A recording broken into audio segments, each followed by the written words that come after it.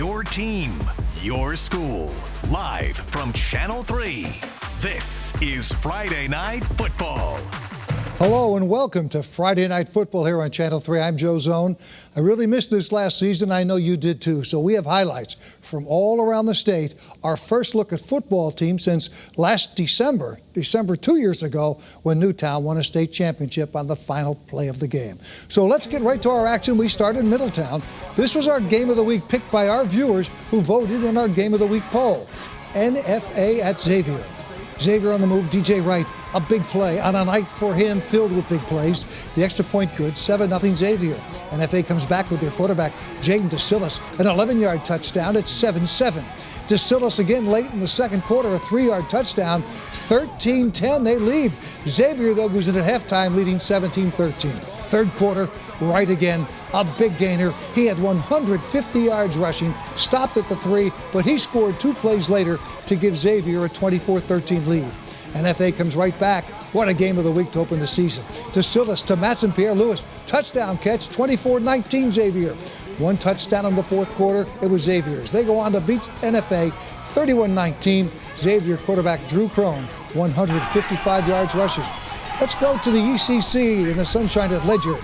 The Wolverines of Griswold, they came calling, and the Ledyard Colonels, they were ready. First quarter, the toss sweep to the right side. James Green gets loose for a 21-yard touchdown run.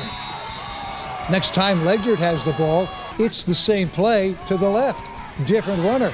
Jackson Polton does the honors, making it 13-0. Now in the second quarter, check out the quarterback, Justin Outlaw. On the rollout, Jackson Polton, a fantastic one-handed grab, and then a few moves gets him into the end zone. 20-0 at this point. Later in the quarter, a punt return. Jacob Lenz, watch this kid. Up the field he goes, a 66-yard punt return for the touchdown. Ledyard rolls 50-8. The sunset exquisite in Waterford tonight as Waterford hosted Killingly. Killingly's Reef Soren busts loose up the middle, Ramley in for 34 yards. It's a TD run. And the visiting crowd having a lot of fun with some body surfing. Why not? Good night for it. And then it's Soren again, a short 2-yard run. Killingly, a big win, 42-14. All right, the student in the Bears' Den. We're raring to go, and so were both teams, as the Tiger Hawks make the trip from Hartford, and the Bears, with their buddies from Canton, have put together a formidable club. On offense, check out the junior quarterback, William Magliuccio, hooking up with a fellow 11th grader, Khalil Thomas, a 32-yard fourth down completion. That got the Bears close, but SMSA's, the defense stiffened and denied a score. But from its own 2, SMSA could move forward as Cooper Boyd and Malik Brown-Smith combined to get a tackle in the end zone for a safety. A 9-zip Granby at this point, and the scoring picked up late in the third quarter and into the fourth. Granby Canton wins 26-12. Let's go to Farmington. The first football game ever for the Riverhawks, hosting Ram, and their new nickname is the Raptors. First quarter, and Rams junior Vander Knutson rumbles for a big game deep into Farmington territory. 3 plays later, Jace Kobiluk with a terrific high ball to Clint Brano Jr. Ram has a 7-0 lead. You know they call it a turnover, right? When the defense gets an interception or recovers a fumble. There's also called a takeaway, and that's what Vander Knutson does on this play, returning the ball 39 yards for another Ram score. He had a heck of a day, leading the Raptors to a 42-21 season opening win.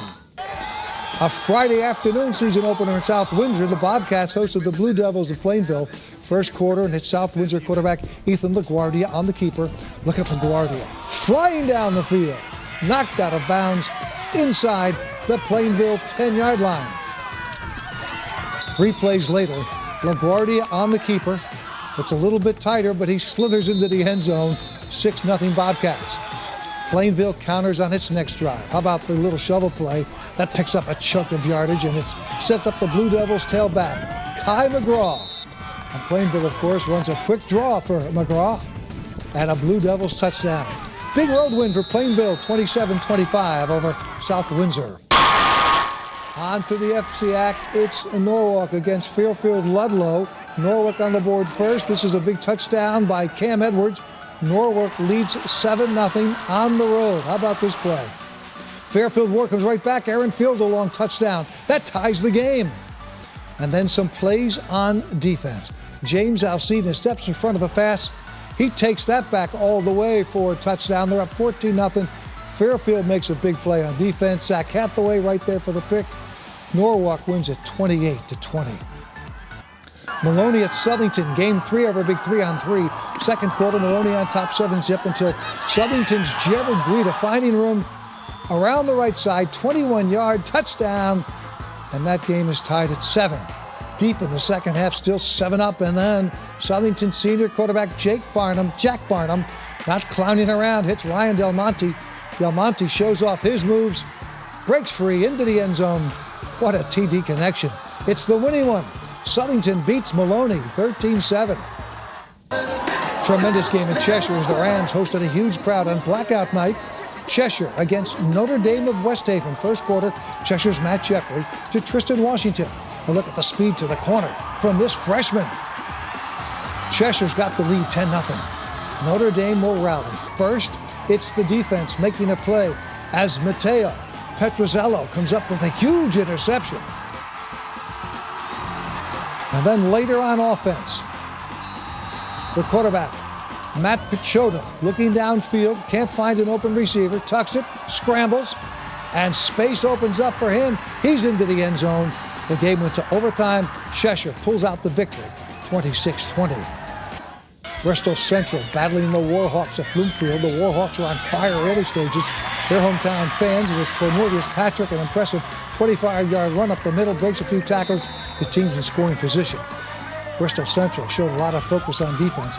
Zach Vanessa, Justin Despins, and Zach DeRosa team up for a goal line stand on 4th down. It proved to be a defensive battle, and Bloomfield satisfies the hometown fans with a win, 7-6 the final. Connor hosting Glastonbury. First quarter, Connor down 7, but not for long. Israel Lopez picks out his own fumble, hustles past the defense. That's a 17-yard touchdown run, and the score's tied at 7. Glastonbury comes right back. Drew Curto tosses one from 16 yards out to the junior John Desmaris. Touchdown, Guardians. This one went to overtime.